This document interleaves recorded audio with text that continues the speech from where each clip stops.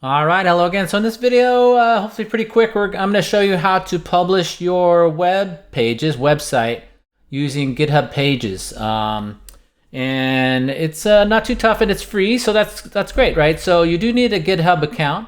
What is GitHub real quick? GitHub is two things, kind of. Git is version control for software. It's the most popular probably software development sort of collaborating platform in the world probably.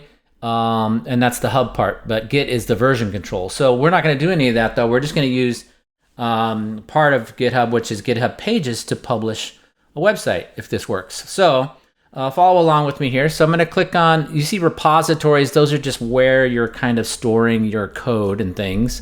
So you can have a lot of different repositories. I'm using a free account as well, so this doesn't cost anything to host your pages this way.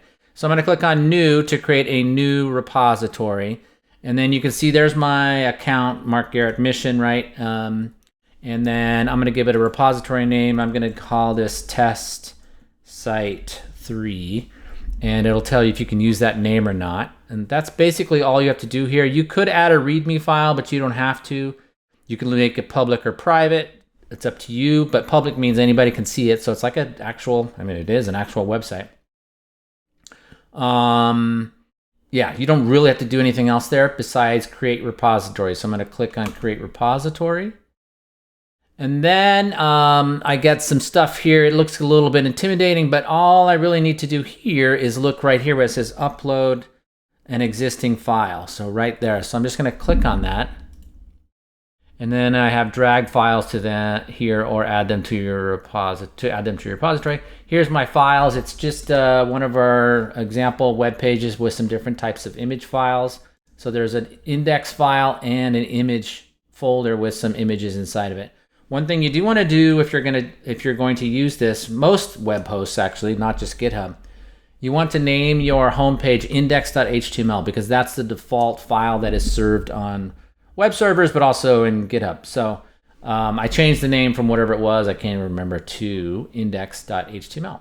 So all I'm going to do is take these guys here and drag them there, and it will upload them. I'm doing this through the browser. You can also do this using GitHub Desktop, but it's really not necessary for something small like this.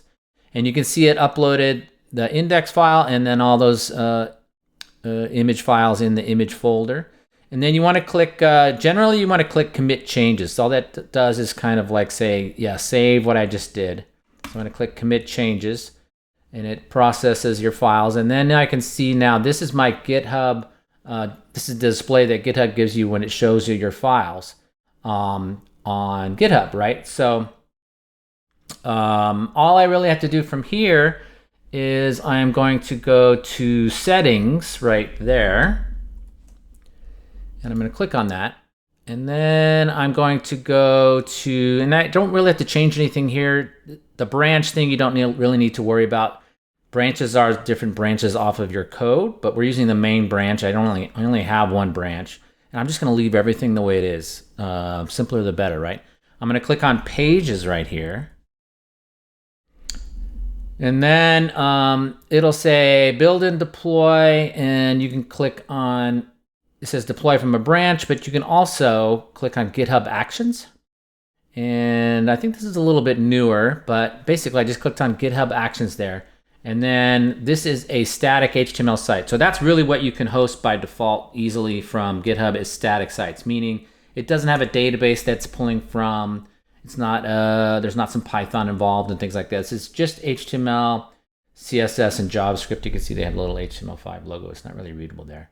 And then I'm going to click right there. It says configure. I really don't have to do anything there either. I'm just going to click on it and it's kind of done. You don't need to worry about any of this stuff. I'm just going to click up here again to commit changes. I should say when in doubt, commit changes, maybe, but that's probably bad advice. I'm going to click on commit changes, and then you could add a description there, but I'm not going to. I'm just going to click commit changes again, and it saves. And now it looks like nothing's happening, but actually it is. So what I can do now is I can click back on, you can see a few files here and some things, but I'm going to click on settings again, right up here.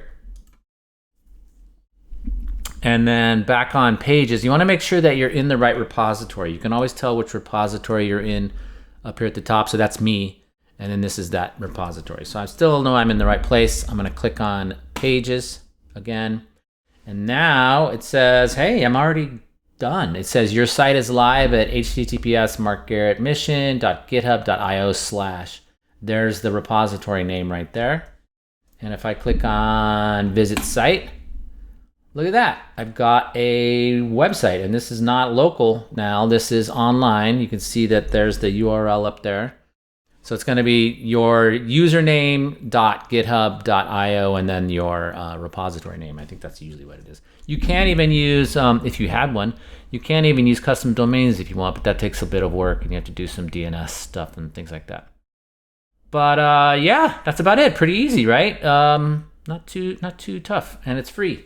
At least with a free account. There are paid accounts, of course, but so that should help if you want to publish some web pages. And I'll talk to you again later.